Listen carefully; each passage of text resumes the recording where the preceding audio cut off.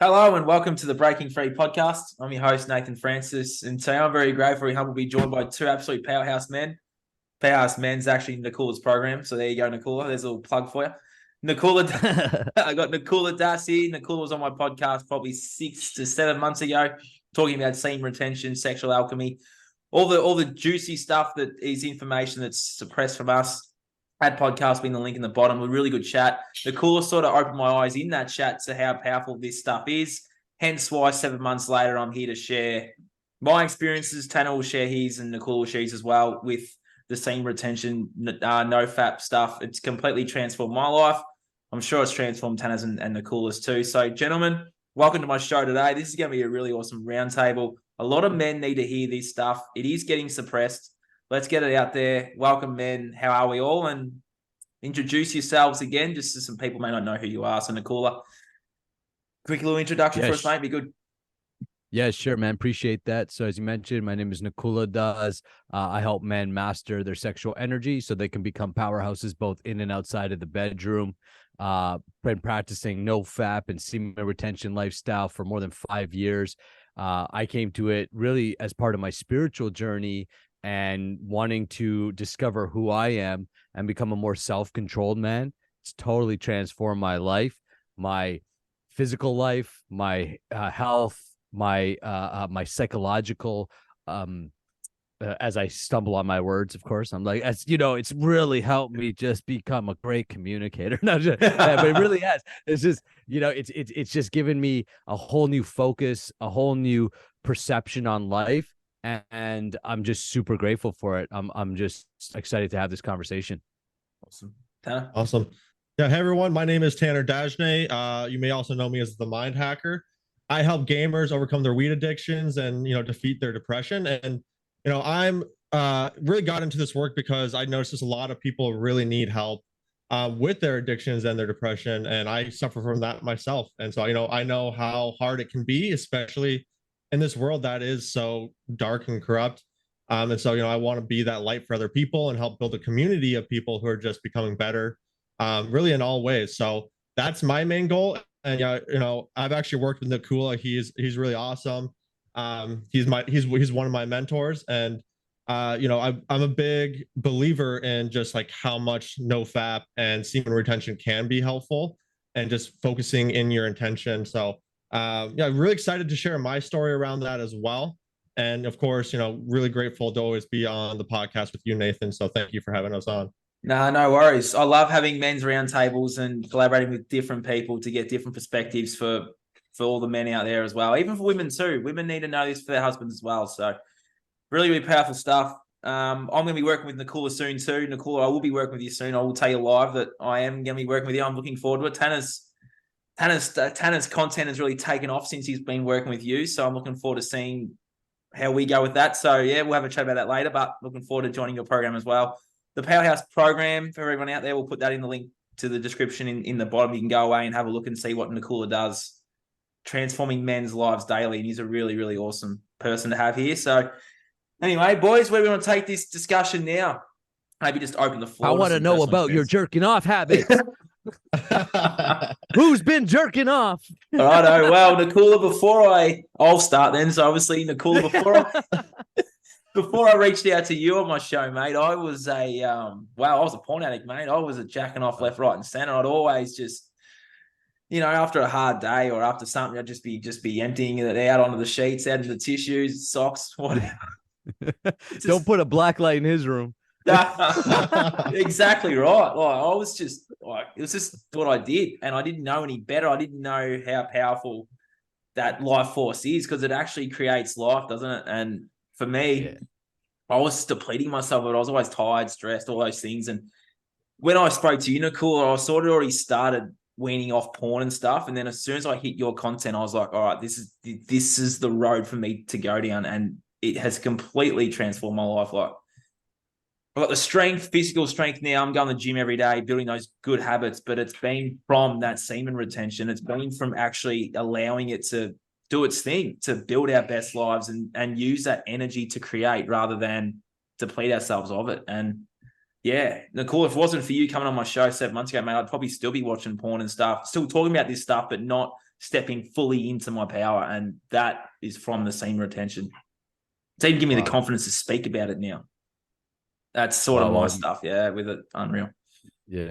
Well, I think your story, man, is like the story of it's my story, you know, and Tanner will share his as well. So I don't want to speak for him, but I was the same way, man. Like growing up watching porn, you know, I used to just wake up in the morning, right? Well, put on something, rub one out, you know, all right, time to start the day, you know, right? And it's like, and not realizing until I started to learn and look at the science behind what is actually going on when we continuously deplete ourselves that way.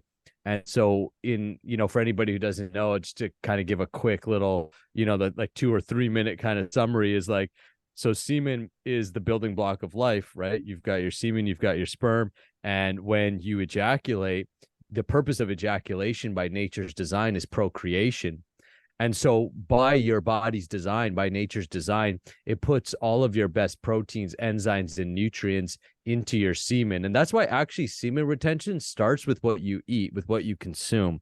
So what you eat, you become, right? What you become. Anyways, all right. So enough with the cum jokes. So right, is like, so is that according to Ayurveda, it takes about 30 days to break down your food and go through a process where it refines it and breaks it down right into semen. It takes about 40 to 60 ounces of blood to create 1 drop of semen. So you can imagine the amount of energy that your body is putting or effort is putting in to create semen. And it's going to store all of its best stuff in the semen, which is actually dripped from the bone marrow into the bloodstream and then travels, into the testicles. And then of course your testicles also, as men, where the 95% of your testosterone is created.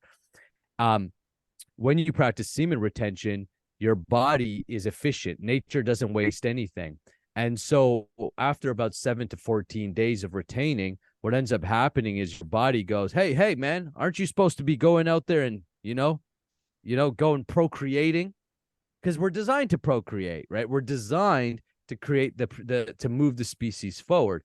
And so because of that, it's like, all right, we're going to help you out. And what it does is it recirculates or reabsorbs that semen into the bloodstream and recirculates your best proteins, enzymes, and nutrients, which actually starts to repair you at a cellular level.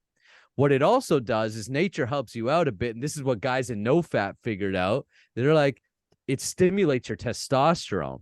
So studies show that between 7 to 10 days of retention, testosterone will spike anywhere from 100 to 200%. I had one student, it's right on the course outline, that actually went to a doctor, measured his testosterone, came through my program 6 weeks later, measured his testosterone, and almost doubled his T levels. And that's because there's this massive spike of testosterone. And why does that spike happen? Is because nature goes, this guy ain't getting laid. He ain't being fruitful and multiplying. So we're going to help him out. We're going to drive up testosterone in his body. What testosterone does is makes you a man. That's what makes us a man. That's what makes us men, is our testosterone levels. And when we have more testosterone in our body, not only do we physically feel the benefits, so more energy, more motivation, less brain fog, our cells begin to repair. People have talked about having a deeper voice, brighter eyes, acne clearing up. Your body starts to get put into an optimal state because that's attractive. And so your body is literally trying to help you get laid. It's like, hey, let's make this guy more of a man. And what creates attraction is polar opposite. The more masculine I am, the more feminine energy becomes attracted to you. And so all of a sudden, guys start to realize, holy smokes, I'm getting some looks. I'm getting some, like girls seem to be giving me more attention. But that's just the basics of it. That's kind of the material benefits. More importantly, in my opinion, is what happens to you psychologically. So the body and mind are one.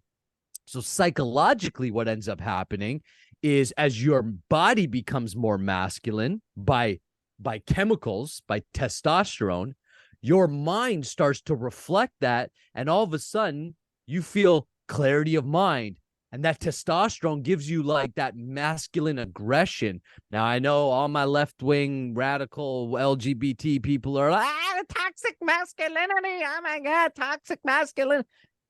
Relax. That's not what it is. Actually, it shows that higher testosterone men are way more self-controlled and therefore way more empathetic as well. Right? Because we're like controlling ourselves. So who do you think is more toxic? A man who's uncontrolled, who's just hopped up on drugs and alcohol and jerking off all the time, or a man who's got self-discipline, control? And that's what it does. And once you've got that going for you, now you've got the ability to become the leader that you were designed to be. And men are designed to lead. And again, I can hear all the feminists going, oh my God, no, it's everybody's equal.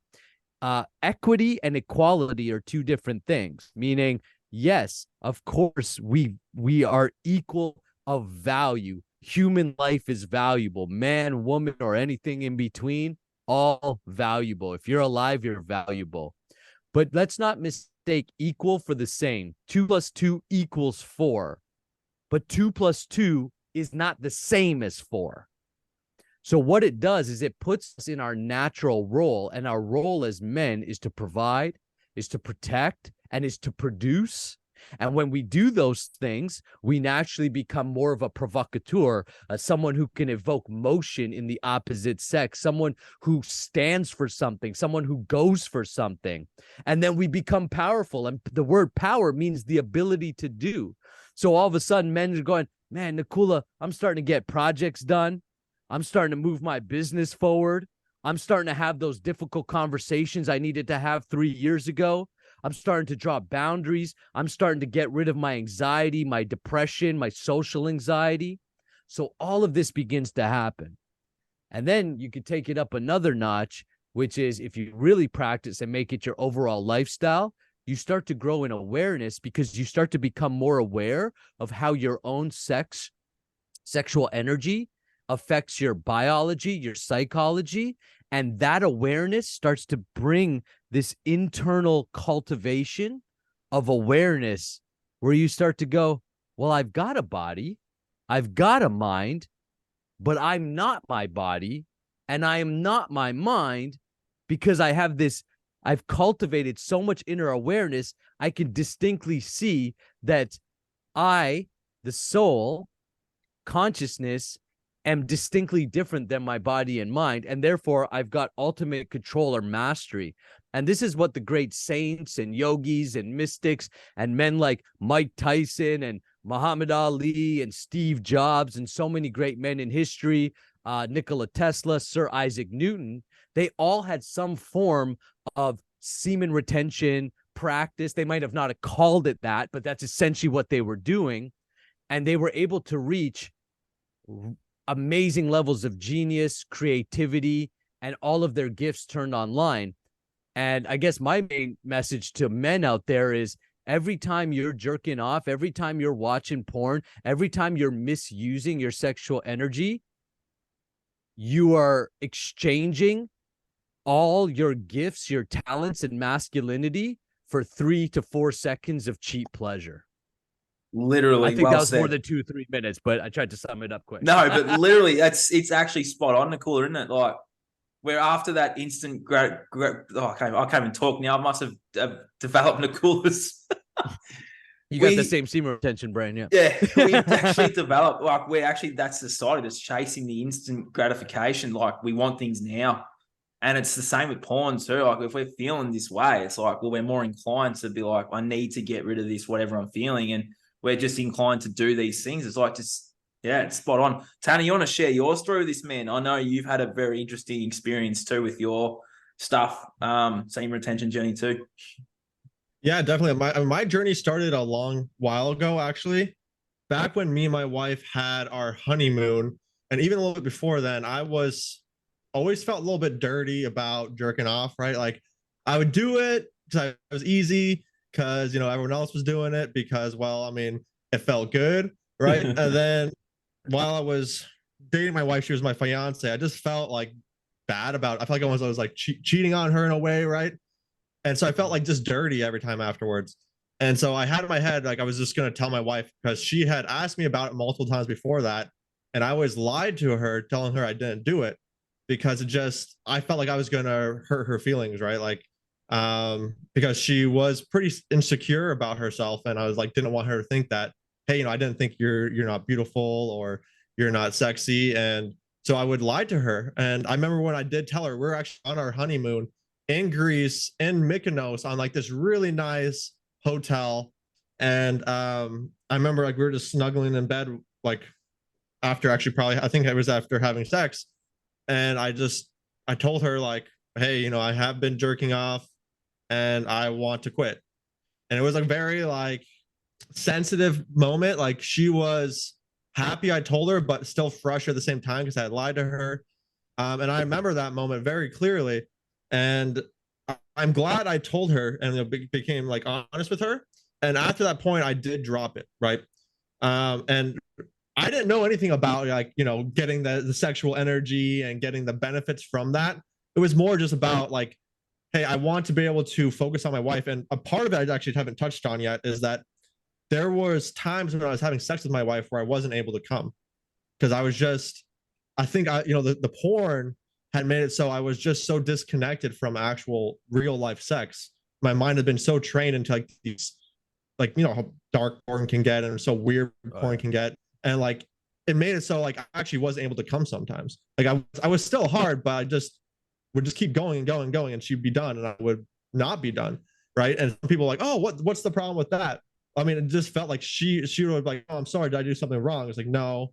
And I didn't tell her about it at the time, but that was another part of the problem, right? And I noticed once I started to cut out the porn, once I started to just start focusing on my wife and putting my love and attention towards her, and getting away from other women, and really, I think porn, like, sexualizes women, and you just don't think of them as people anymore. You think of them as almost as objects, right? 100%. And I think it's maybe cliche to say, but I mean, it's the same time, it's the truth, right? That's why it's said. So, yeah. I mean, for me, it has changed my sex life with my wife. It's changed our relationship in general. We're so much closer than when I did hear your guys' podcast, you and Nathan and Nakula. I was just like, boom, even more reason why it's so much better too, right? Like, I get the energy, I get more focus. So I was already working on that, but then, when I started talking to Nakula about it, I started realizing, hey, I can actually do something with this energy, all that sexual energy that's pent up. And to be honest, like, me and my wife were just kind of going at it for a long time. So I wasn't really, like, retaining. I wasn't jerking off, but I wasn't really retaining. And then with our son, when we had our son, I mean, this is kind of just a forced retainment from that, because, after a C-section and stuff, it just doesn't really happen for a while. So I started to experience more of what, like, the semen retention was, and realizing what it actually could do for me. And that, I think, is a really powerful place to be. It did, I could say it increased my focus. I did notice, more people are looking at me. I had this one lady at my work, just like, hey, if you weren't or if I ever cheated on my husband, it'd be with you or something. Like, well, she said that to some of our other coworkers I heard about, and I was just like, okay, that's kind of funny, because me and Nakula were just talking about it before, and it was like, wow, synchronicity, like, that just came up. It's, I noticed things like that, and I did start to feel like more testosterone flowing through my body, just more confident with myself, more energy. So overall, I say, if you're thinking about doing it, I highly recommend. If you have a wife or a family, really think about, like, what they would think about your sexual time, your porn time, right? Like, do they know about it? Are you lying to your family about it? Are you lying to your wife? Is she okay with it? And really, if she's okay with it, is she really okay with it, right? She might just be saying that because she doesn't, want to lose you. At the end of the day, you don't really need a bunch of other naked women on the screen. If you love your partner, you can get everything you need from your partner. And if your sexual life is kind of lacking, that could be part of the reason why. And I just want to touch on one other part, is that having a child has made me realize just how much energy does go into making a life, and how amazing that is, right? Like, when Nakula talks about how, like, all your best stuff is in your sperm. Like I was just shooting loads left and right, like before I stopped. And I think about just how much of my energy and my nutrition I wasted, and that was even before I started eating healthy. So like I had probably a little amount of nutrition, and that was just wasting it left and right. So that even left me on a worse spot, right? So it is. I think it's really important to think about. Like every time I look at my son, I was like I helped create that. I helped create this like amazing little being who's running around like screaming at the top of his lungs. Like I created that, and it's the most amazing thing as a father. And it's something I think about every day. Like if I ever do think about porn or anything like that, I just remind myself like, what kind of role model do I want to be for my son? How would my wife see this as? Like, how would the future me see me? Like, is this really what I want to create for myself? So that's my story, and I think it is a really powerful thing to do. Yeah, 100%. That's really powerful, man. Yeah, I want to jump in there because I took a couple notes just to remind myself. I think one thing that you said that was super powerful that really spoke to me about your story is, first of all, that idea of like I would jerk off and kind of feel dirty or guilty about it. And I think that men who have some level of conscious awareness, they understand that. Now we're being fed all of this information about, it's normal and, you should be doing it because it's just a healthy expression. And I grew up in the Catholic, setting, and, they've dingled more little boys than probably any other organization in the world. And I don't say that just to be like, funny, but that's everybody kind of generally knows that the church overall hasn't had a great reputation. So there's an argument that comes up that's like, well, you're just suppressing yourself. And I'm like, no, there's definitely sexual suppression. And that's not what this is. This is healthy expression. This is, to me, is the most sex positive conversation that's actually happening on the planet right now. And it's because of what you're talking about, Tanner. I really resonated with it. It's like, okay, even if your wife was cool with you watching porn, you got to ask yourself, at least I ask myself, what kind of man what does my life represent? If like what kind of man am I if my attention is going to basically voyeurism, where I'm watching two people on a screen, having sex. And the thing is, it's not even real sex. They're actors. And then you have to think about the consciousness that comes with that. It's like, you think that woman genuinely wants to be in that scenario? Like, getting gang banged on like, 3-4 different dudes. Like, is she even there by her own will? Or is she being trafficked? Or is she in a desperate situation in her life where she feels like this is the only way to actually make a living, that this is the only value she has? That's something you said, both you guys said, is like how we end up viewing women. We end up viewing women like sexual objects, and we take away the humanity from them. Like I know if I'm watching porn and all that, all of a sudden I start just thinking, like Tanner, you mentioned, like, get dark, right? Rapes, like it gets real nasty, real dark, real quick. And it's like, all of a sudden you're thinking, yeah, I want to do that. Or even the way that I would talk would start to shift. Like it wouldn't be sex. Now I'd be like, yeah, fuck her. The language starts to subtly go more derogatory. And it starts to all of a sudden like be almost more frustrated and angry. And that's a slippery slope, right? Because next thing you know, I was reading this thing where women are reporting that there's more aggression from men in the bedroom. Like they're being overly aggressive. And I found that in my own experience where it's like, whoa, what am I doing? Like, where am I headed with this? And so we kind of think it's innocent fun. It's no big deal. It's normal. Everybody's doing it. Well, just because everybody used to smoke cigarettes at one time too, and then we learned the damaging effects of cigarettes, and now largely people have given up smoking, right? Or even if someone smokes, they understand this is the detrimental effect of it, right? It's not like a hidden thing. And I think the same thing is going to happen with porn. So I just really resonated with what you said of like, how is it affecting your relationship? And yeah, even if your woman's like, I'm fine with it, it's cool, be the leader in the household.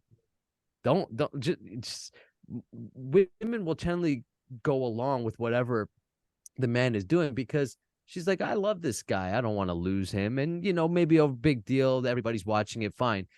But it is a big deal. And it does affect your relationship. And the other thing with NoFap and semen retention lifestyle is, like, I noticed this. As soon as I stopped watching porn and I gave up jerking off, all of a sudden, my attention to my wife went up because I had to get laid for real.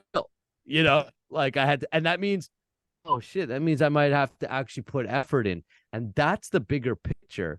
See, when you're always going, and Nathan, you talked about this, when you're always going for instant gratification, which is what our world is all about now, right? Just instant gratification, instant gratification, instant gratification. What's not being talked about is all of the skills, all of the development that you actually have to go through, persistence, working hard, learning to overcome challenge, learning to use your mind to develop yourself as a man. Because as a man, you have to earn shit. And that's not your curse. That's your gift. You get to earn, you get to develop, you get to shape your world to become a man where women would find you attractive, or you're getting. So what did you have to do? Maybe you had to earn money. You had to get your bank account right. You had to build a business. You had to go out there. You had to be a leader, provider, protector, producer. You had to be those things. Then the world will reward you with that. But you skip over all the development and you go right to the gratification. So now you can be overweight, broke, lazy, drugged up. I'm horny.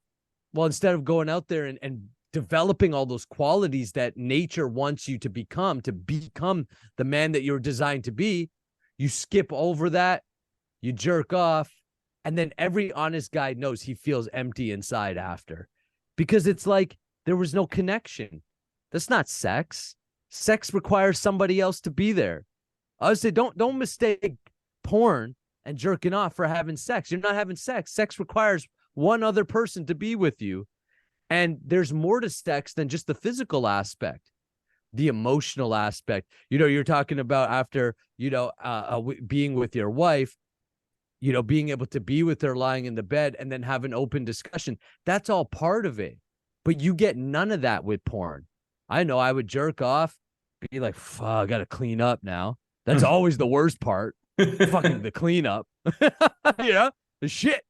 Clean that up, feel shitty, and then try to get to work or whatever. It's just, and then, we didn't even talk about how it affects your dopamine and your hormones. We touched upon it a bit. It's just this whole negative thing. So anyways, man, I just really resonated with your story. That's actually the first time I've heard your full story on NoFap and semen retention. It's really powerful, man. Appreciate it. I love it. Thank yeah, you, that was yeah. awesome, Tanner. And I love what you were saying too, Tanner, where you were talking about how, and even a course set of viewing women as objects. Like with me, I'm openly honest about my past experiences where I was a bit of a fuckboy player, womanizer, but that was like from my sexual programming. Like I would view women as sexual objects. I'd watch porn during the week, go out on weekends, get drunk with my buddies, and then be like, where can I get my sex from? It's like, geez, you look all right. You're hot. I'd fuck you. It's like I had that mindset of like, they're women. They are powerful beings. They're powerful souls. Like they give birth to life. My perception was sex. But then when the sex would happen, it wasn't even a genuine connection.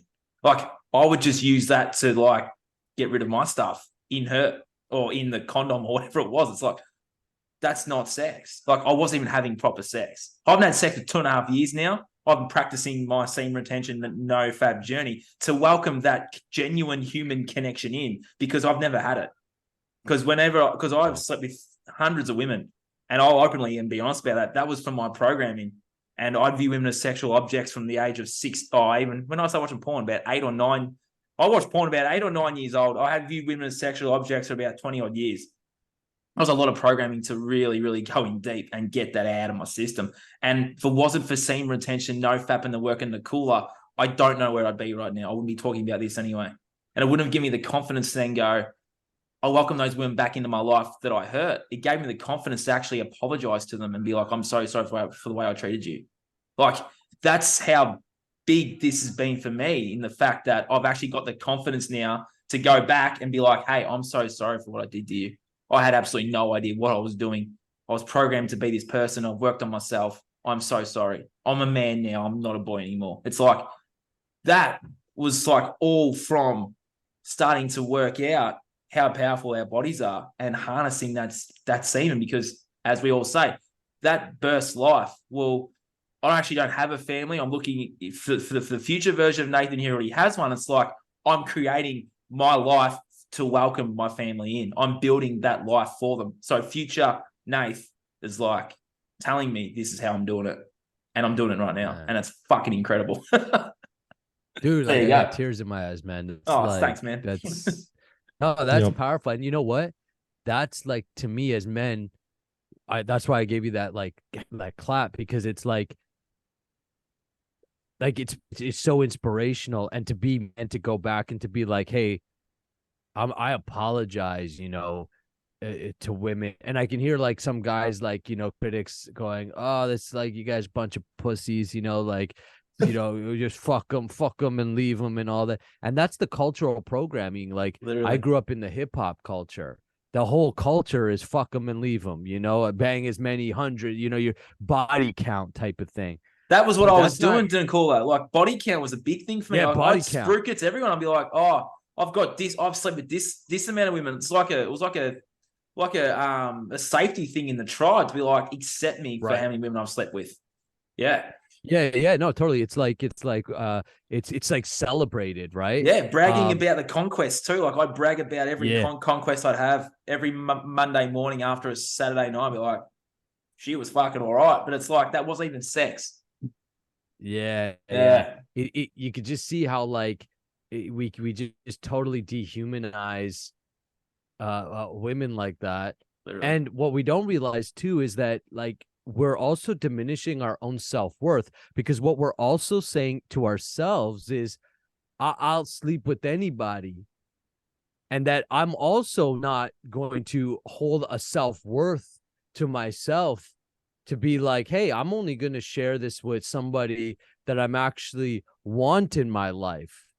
And then there's this whole conscious conversation about, like, are we just animals to go around like conquesting, how many, women we could sleep with or something like this? Or is there a greater part to the human life? And I think this is the part that's missing overall in the world, is like, hold on, are we asking the deeper questions of life? Like, are we just animals who just eat, sleep, try to get laid, fight each other, gossip each other, or is there a part of life that's like a more spiritual, that's like, well, what about consciousness? What about developing? What about values?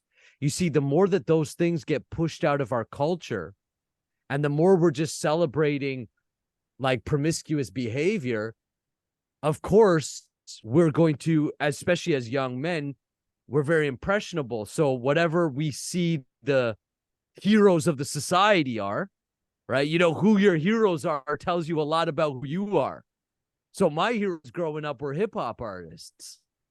Well, I'm going to try to mimic them as a young man, or at least what they're telling me they're doing.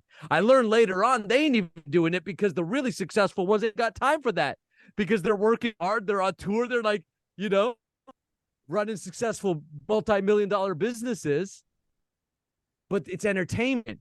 But as young people, you can't discern what is entertainment and what is real.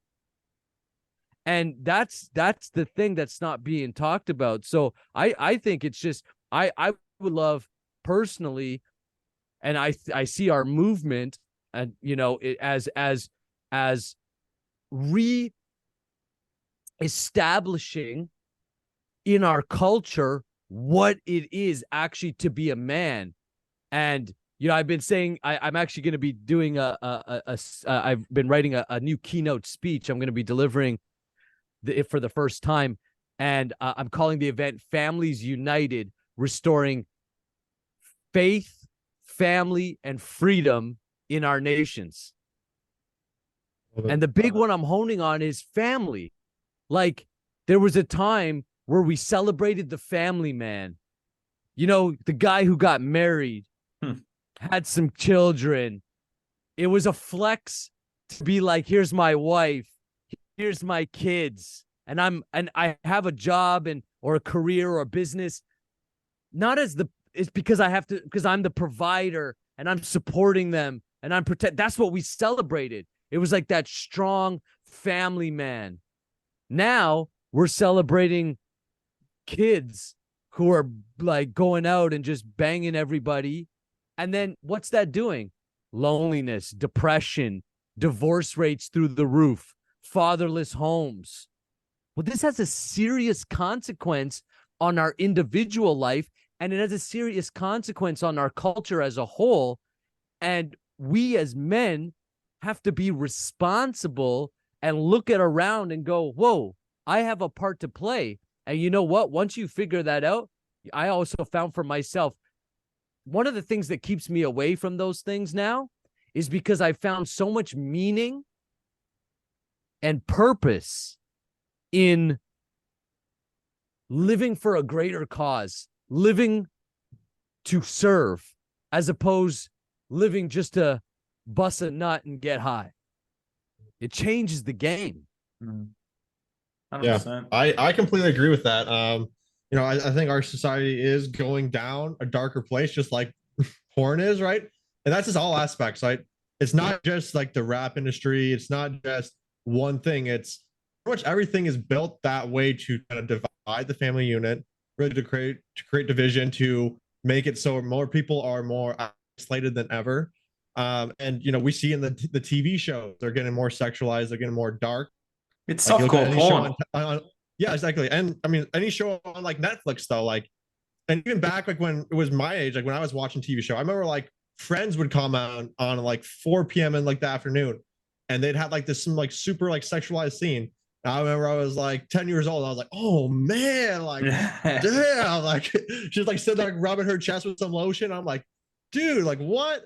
And like, yeah, it's just when and most people don't think about that stuff, like how that actually affects our kids. But they've done studies where it shows that kids who watch porn, or not even porn, just like shows that are more sexualized, they get more enticed and more sexualized, right? They start to think more about sex. They start to crave it more. And I mean, that's part of just like our natural instincts, right?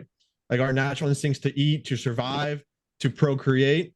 And you know, they use that in every way possible within TV shows, within advertisements. Like, and like I remember like walking in the mall, walking by Victoria's Secret, and just like, oh man, look at those like mannequins with their nice, sexy things in those pictures of the woman, right? And like, I was a little kid at the time, and I was just like, man, like they got that like in the mall, just showing like randomly, and like that created more sexualized content within my mind, right? And I've no doubt it does it within all kids' minds. And so it's really important that we, as like the newer generation who's going to be running things, and as men, that we start to talk more about this and bring this to the forefront, and you know, choose to surround ourselves with something better. Like the television is not on at my house. Like we don't watch the television. My son does not watch the television, and that's nice. Pretty much the way it's going to be, unless it's going to be something of that's going to be of value, right? Like a podcast, like something like this, where you're going to be talking about something meaningful and not just programming yourself, which is why they call it TV programming, because you're programming your mind in a certain way. And so, I mean, I think that is really spot on what you guys were talking about. And then also I had another thought about when you guys were talking about how like, you know, the guy culture is like, oh yeah, I hooked up this person. I remember when I was in high school and I hadn't slept with anyone, I hadn't kissed anyone, and all my friends were talking about it, and I felt like I was missing out. Like I was behind. Yep. I had to accelerate it so I could fit in. And there is that pressure with men, right? Even if you're not in that mindset already, it's almost inevitable that it's going to be done so. And I think that a big part of that is just due to that programming that I was talking about, through the television, through the advertisements, through the songs. Like it's literally all around us. And then they've divided us even further, the family unit, with the inflation going out. Now you can't even survive. Like on most jobs, you can't support your own house with just one income, right? You have to really be doing something, like you gotta be like the top of your game and providing for your family. to be able to provide for your wife, right? They made it with the whole feminine movement to get mothers away from being like it's almost like looked down upon for women to be like stay-at-home moms. Like my wife, that's what her main goal is, to be a stay-at-home mom and be a main provider for our kids. And some people like don't understand that, right? They're like, why would you want to do that? Well, I mean, that's an amazing job, right? That's an amazing role to take care of life and build it and build the future generations. That's so needed. We need to get our kids out of these school systems and these programming centers and back into the home where we can actually keep, build the future foundation to what we want to create instead of what society is creating. Because we've seen where society is going. It's not going in a good direction. We got to change it. 100% agree with you, Tanner. That was spot on. And I love how you said about the pressure of like kissing a girl. That's amplified when you're about to turn 18 in your last year of school and you're about to lose the virginity, right? I know for me. Yeah. Most of my buddies have done it. And I was like, I need to like be accepted in the tribe. So I need to do this myself. It's like I had so much pressure on me, like when I turned 18, that's like I need to have sex. I need to lose my virginity. It wasn't even about the sacredness of it. It was the fact that I need to find someone to then be like everyone else in my tribe. I need to not be a virgin anymore. I remember the pressure on me. You remember the movie American Pie? Yeah, I used to watch that movie all the time. Yes. Like I talk about that, like Stifler, like that's the guy I was watching. Yeah, that's the way to be a Stifler king, Nakula, is to be like Stifler. Yeah. Literally, that's what I thought a king was. From now on, yeah. Yeah. I was looking up a quote I want to share with you guys. It's by Saladin. He's an old-time war guy. And here's what he says. If you want to destroy any nation without war, make adultery or nudity common in the young generation. 100%. Mm-hmm. This is an attack on human consciousness 100%. and it is attack on humanity, and people don't see it, but this is what it is. And it's an old tactic. It's been used before. The American troops, before attacking Nazi troops, would drop pornography and naked women pictures and everything on the troops. Here we have another war guy talking about this. This is an old tactic because it's well known that if you, I share it like this. Look, if you wanted to take out a nation, if you want to make an animal docile, what's the first thing you do to make an animal docile? Castrate him. Cut its balls. And as soon as you cut its balls, the animal becomes very obedient, passive, docile.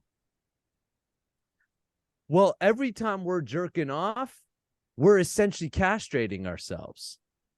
I'm not talking about having real sex, because actually when you have real sex, it does show that real sex does also stimulate testosterone. So what I'm telling guys is, look, you can go to the level of, semen retention, non-ejaculatory sex, that stuff. But at bare minimum, just never bust a nut unless you are with a real partner. And if you don't have a real partner, you haven't earned the right to bust your nut. So go get a real partner, And the reason why pornography is available, it's that old saying, right? If the product is free, you're the product. And in this case, it's free because it's been weaponized. If you want to destroy any nation without war, make adultery and nudity common in the young generation. Well, now, I don't know about where you guys are at, but here in my country, Canada, we've got this whole thing called SOGI, sexual orientation, gender identity, where they're essentially putting pornographic materials and this gender ideology all in our schools, middle schools, elementary schools. Actually, I don't know. I know in Nathan, in your country, in Parliament, there was a member of Parliament in your nation who stood up and talked about what the hell is going on in our schools, where we are teaching the assignment was to go home and find a safe place to masturbate. Literally. That was the assignment. And then it's being done under sexual empowerment and inclusion. And that is a lie. It is a lie. It is an attack on human consciousness. It is a weapon to lower our standards and to essentially diminish the human spirit so that we're nothing more than docile animals, which we can be controlled, and we'll buy your pills and buy your products and buy your services and be slaves to a system that doesn't give a fuck about us, doesn't care about us. We're numbers on a spreadsheet to these people. 100%. And that's why you said at the beginning, the movement's being suppressed. Yes, it is. And that's why we have to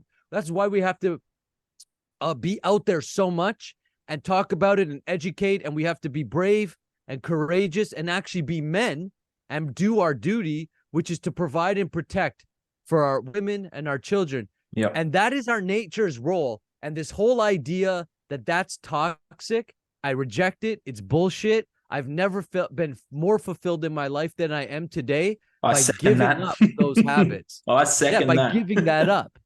And so that's why I know from personal experience, as you guys do, that we are being lied to. And of course, because it's so normal, everyone thinks, oh, well, it's not a big deal, but it is a big deal. It really is. And it's really destroying, like Tanner Levy said, it's the most important institution. It's not really an institution per se, but just to use that language, in my perspective, the most important form or institution in a nation is not the governing body, but the family home.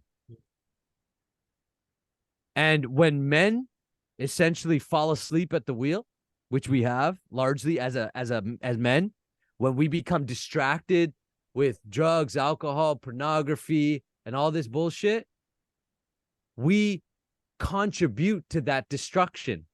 We no longer become the spiritual and the moral protectors of our family and our society. We now begin to encourage it. And I've been guilty of that too, encouraging promiscuity instead of encouraging spiritual well-being, growth, health, and family values. It's sick. It's really sick. It is. And people often ask me why I turn my back on the school system, Nakula, and I tell them exactly that. And they're like looking at me like I have 7 heads, as if like, how can that be going on in the school? Well, if people actually wake up from their coma, you'll see that that's going on everywhere. Yeah.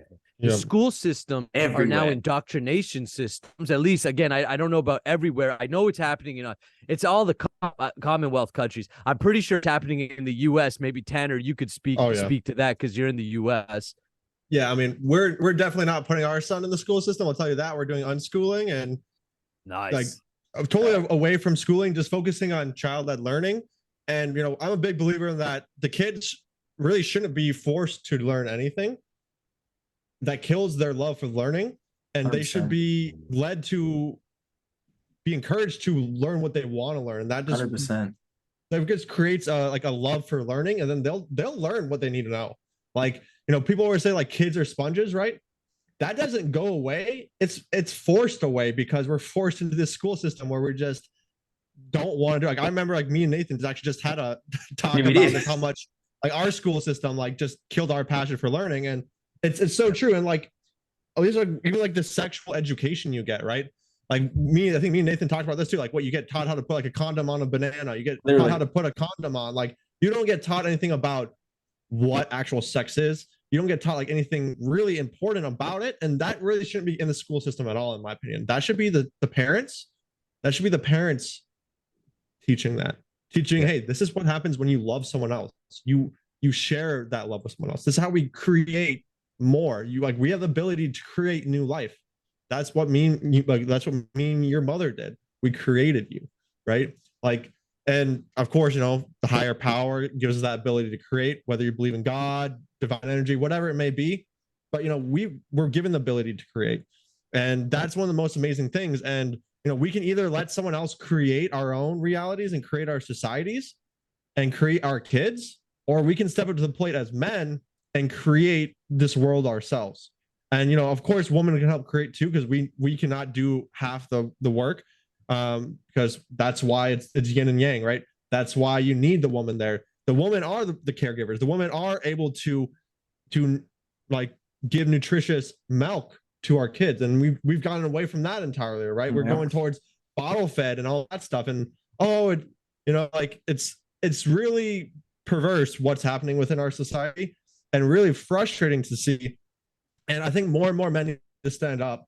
And it actually makes me think to something that you, Nakula, talked about when you were like, in protests and you were in more like your political realm, how mostly it was just women who showed up, right? And you asked them, where's your husband? Oh, he doesn't want to get in trouble with his work. Oh, he's at home, right? It's like, so the women are standing up because they're forced to, because the men have been turned into docile beings, right? They've been, there's no masculinity anymore. They don't call it, they call it toxic masculinity, but really in reality, it's absence of masculinity.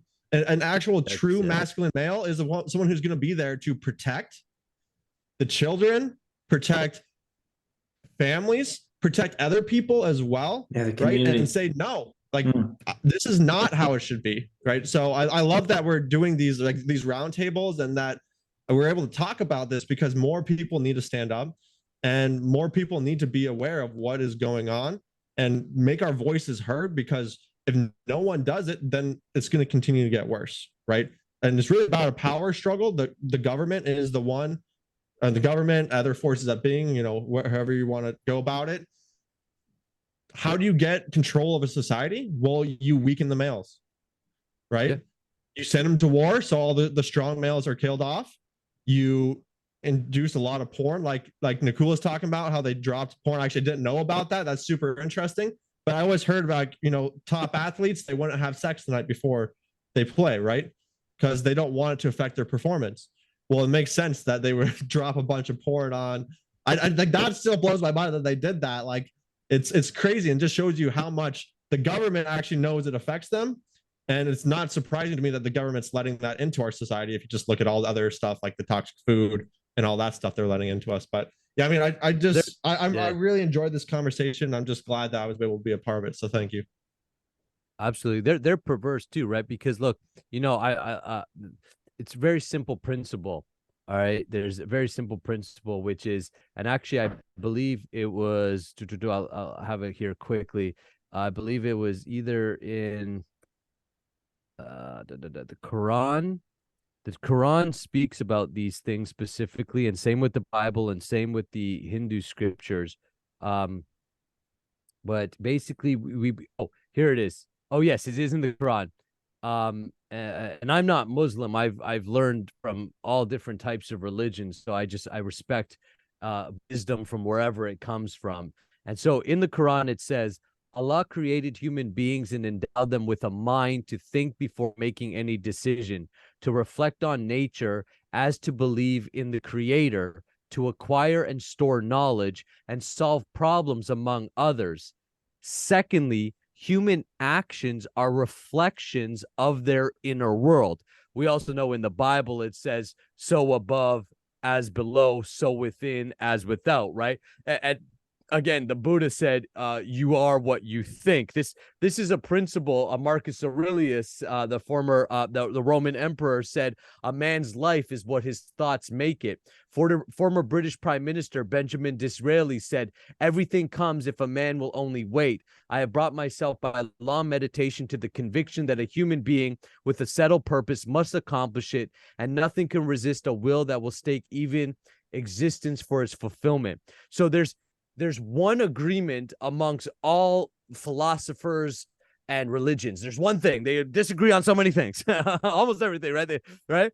But there's one thing unanimously that all the wise men and the teachers, they all agree on this one point. You become what you think about. You become what you are filling your mind with. They all agree on that point. That is universally accepted in all traditions, that is the ultimate secret of life. It's within you.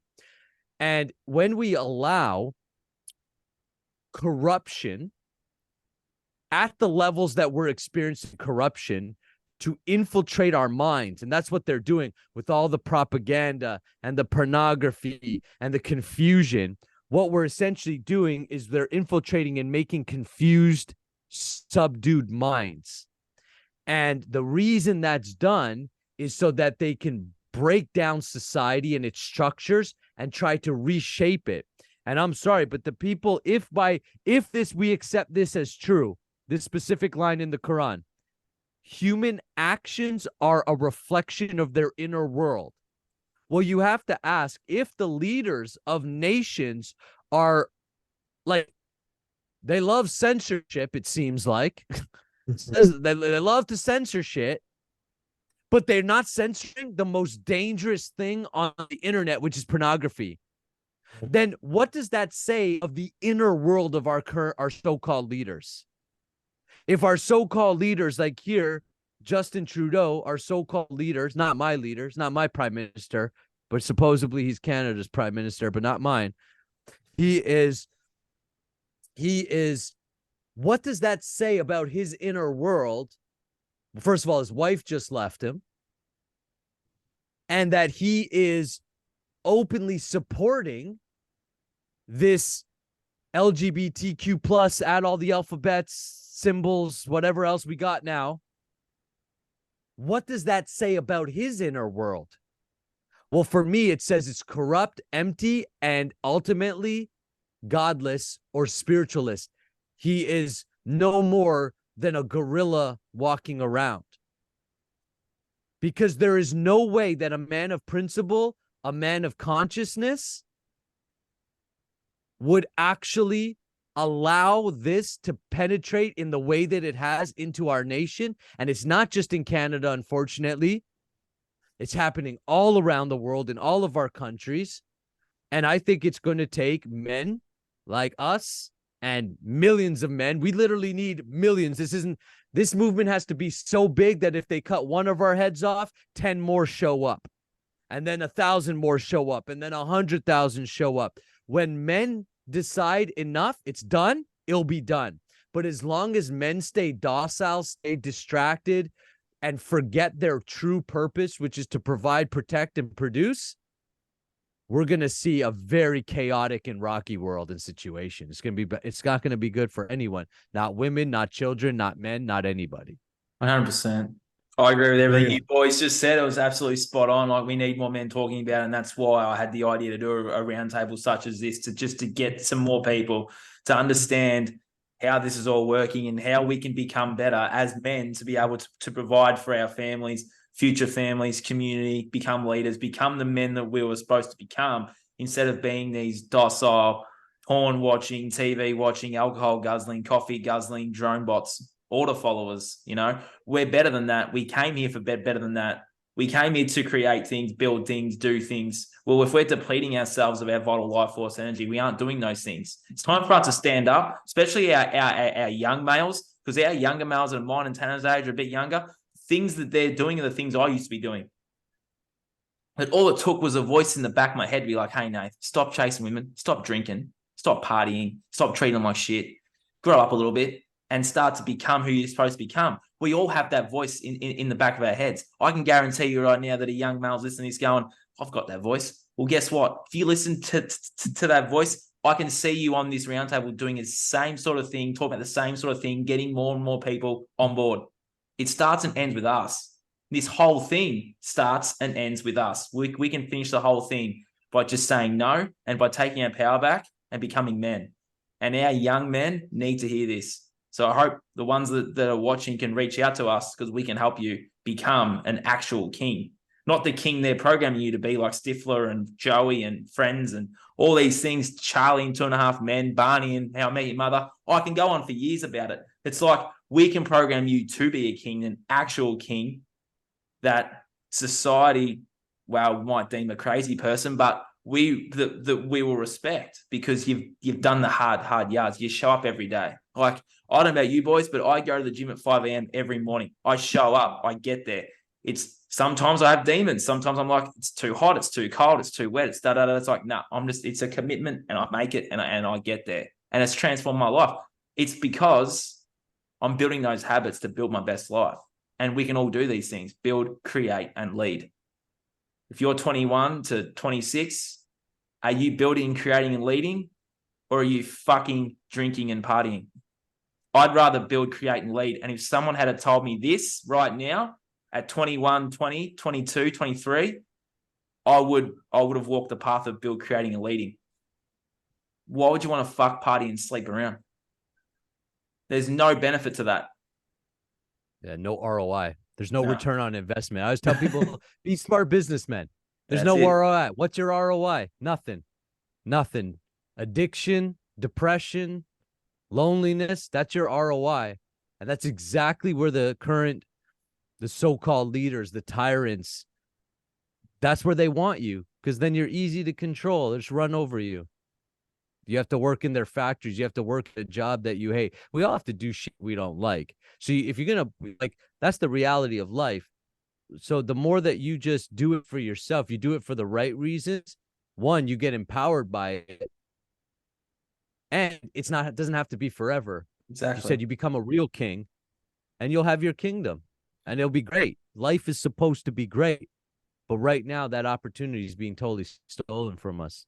Anyways, man, I felt like you could have done the mic drop there, Nathan. I could have, yeah. Boom. What up? That's it. Well, yeah, I just had a lot on my mind when I was listening to you boys. I'm like, I'm just going to go with this now. So it's just interesting, isn't it? Because they want us to be this way. And they program all the movies to be like, well, if you fuck, sleep around and party, like Charlie and Stifler, it's like, that's how you be a king. Like I watched that as a teenager. It's like, that's not being a king, because in reality, women don't like being treated like the way they treat them in those shows. Yeah. They in reality, they don't like it. I became that guy women would hate from watching that crap. So yeah. That's real toxic masculinity. Yeah. Like, exactly. That's what that is. And you're right. Like, it's not even attractive. And again, not only do women not like it, but there's somewhere deep down inside that we know within our own self. Like if we look in our own heart, be like, I don't even like it. Like it's like I've slept with women and felt completely empty after. Same. Like almost like I blocked it out from happening. Like it's like I don't even like right after being like well, it's almost like it didn't even happen. It's this weird psychological thing that it's like didn't even happen. Move on. And as soon as I was done, how fast I wanted to get out of there. Had no interest in same. I was exactly the same for a long time, Nakula. Yeah. That was an awesome roundtable, lads.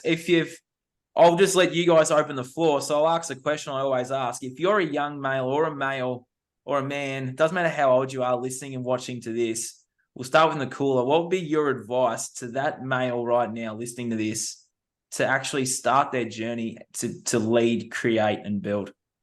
I'll go with Nakula first. Yeah. So I'll say two things. First, continue to plug in and listen to this podcast as well as other podcasts. Plug in with what I'm doing, plug in with what Tanner's doing, because the more you become what you think about and where you get your thought processes is who you listen to.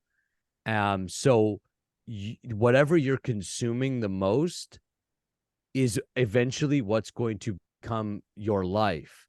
So be conscious and pick good men that can actually tell you the truth, who will they love you enough and care about you enough that they'll actually tell you the truth where you need to get better and grow. And then the second thing is have goals and write them down. Only 3% of the world has written goals, have goals that they've written down. So have a goal, 5-year goals, 10-year goals, write them down and look at them every single day.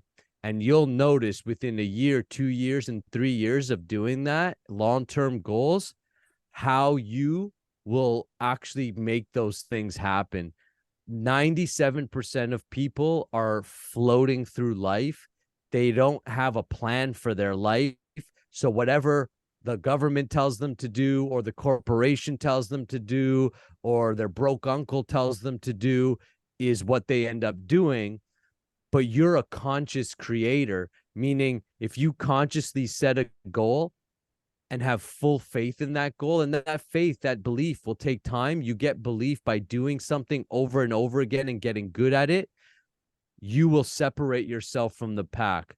So be conscious of who you listen to things that make you better, that make you a better man, and that speak to the higher self, as opposed to just playing and tantalizing you, essentially.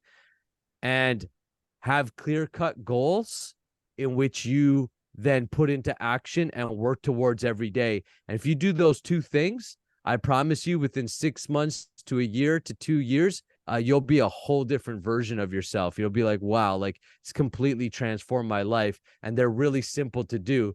The challenge is because they're so simple to do, they're simple not to do. 100%. And society's going to encourage you not to do it, but we're going to encourage you to do it. 100%. And I'll just quickly add on to that. I only started this semen retention, sexual alchemy stuff only 6 months ago from getting Nakula on my podcast. That's how quick this can happen, boys. Like, that's how quick this can be. Like, imagine where we can be in another 6 months' time. So yeah, just ponder that. Tanner, I'll get you to answer that last question and we'll call it a day, I reckon. Yeah, I really love what Nakula said. And, yeah, to tell you the truth, mine's pretty similar because, I worked with Nakula and he helped me create my 10-year goal, my definite chief aim. And that has been a big change within my life. Now I've built my program, Unleash the Hero Within, all around that, helping men create that focus. Because what I found within my life as to like why I was drawn to video games, this is important because a lot of men are drawn to video games, right? They're drawn to this world that's not the reality. And they're drawn to this world because, well, let's be real. It has a lot of good things going for it that our real world doesn't. Like a lot of people are subconsciously picking up on just how corrupt our society is and how like negative things are, and they're feeling discouraged with their lives and they don't really want to face their reality, right? So it's a bit of fear and everything like that, but also like games provide a really good progression. Like you can see like, hey, I need to do this much stuff to level up. I need to do this to get to my goal, to fight this next boss, right? And so having that clear goal, like actually knowing where you want to go and writing it down and then focusing on that and then breaking it down into individual steps to get to that goal is really a game changer, because then you can be like, okay, well, I need to get to this goal. How can I get to this spot? Well, I can take these steps every single day. And I think a lot of people get stuck in that moment of just looking at the larger goal and not breaking it down into smaller goals, right? Because it can be really like scary to look at that larger goal and be like, well, I want a 6-pack, but like, I just gotta like, how am I going to get a 6-pack? And then they start working out for maybe a couple of weeks and they realize I'm not getting a 6-pack and they give up on it, right? But if they broke it down to smaller goals, I'm like, hey, all I got to do to get a 6-pack is just work out every single day and stay consistent with that and focus only on that small goal of staying consistent with it. Then over time, not even think about the large goal. Just focus on that small goal every single day and building that habit. That's how you can actually change your life. Those small individual daily goals that sometimes are easy to brush off because like, oh man, I just don't feel like it today. And it's just so much easier to go back into your comfort zone and do whatever, you used to be doing. But if you can build that new habit, then you can change your life. And that's what, I focus on within my own life and on helping, as many people as possible do that as well. So I'm a really big believer in building those individual daily goals and just being more aware of what's going on in your life, right? That conscious awareness, be like, okay, so this is my goal. So is jerking off is going to be, is eating McDonald's, is going to smoke a bunch of weed, is going to, is drinking alcohol, is that going to bring me towards this goal? Is that going to make it so I can take on these tougher challenges I need to take on? Or is it going to make me weaker? Is it going to make it so that I have a harder time to move forward, right? So I think it's really important that we're aware of how the actions we're taking is affecting us long-term and affecting our ability to take on these tough tests, right? So like, just like with porn, when you jerk off, you're shooting off your best stuff. You're letting go of all your energy you have built up. You're letting go of a lot of your testosterone, right? When you're eating McDonald's, you're actually poisoning your body. You're filling your body with toxins, and your body's gonna have to use extra energy to get rid of those toxins, right? You have to be aware of like, is this actually a reward or is this actually kind of like a punishment in disguise, right? So I think that's something I'm always thinking about every single day. And I think that if you can just start to be more aware of what you're doing and why you're doing it, and if this will actually get you to your goal, that can change your life. So Love that, man. Love that, man. That was awesome. Thank you so much for giving up your time to make this happen. I have to do it again, I reckon. Part 2, eh? What do you reckon? Oh yeah. Part 2. Perfect. I'm totally down with it. And guys, don't please like reach out to us. Any of us, I'm sure, would be happy to speak with you. We'll have all of our links down below in the description. So yeah, we'll be here for you. And I'm looking forward to our next talk already. Same here. Thanks so much, Nakula. You're an absolute legend, man. I'm so glad I found you through a mutual friend of ours, Robin Reed. So yeah, that was awesome. Thank you so much. Awesome. Thank you. This has been the Breaking Free podcast, Men's Roundtable number 3. I'll see you guys again real soon with some awesome guests. As Tanner just said, reach out to me, reach out to Nakula, reach out to Tanner, reach out to someone that's been where you've been so that we can start to lead, create, and build. So let's go. I'll talk to you real soon. Thank you for listening, watching wherever in the world you are. And thanks, man. Talk soon.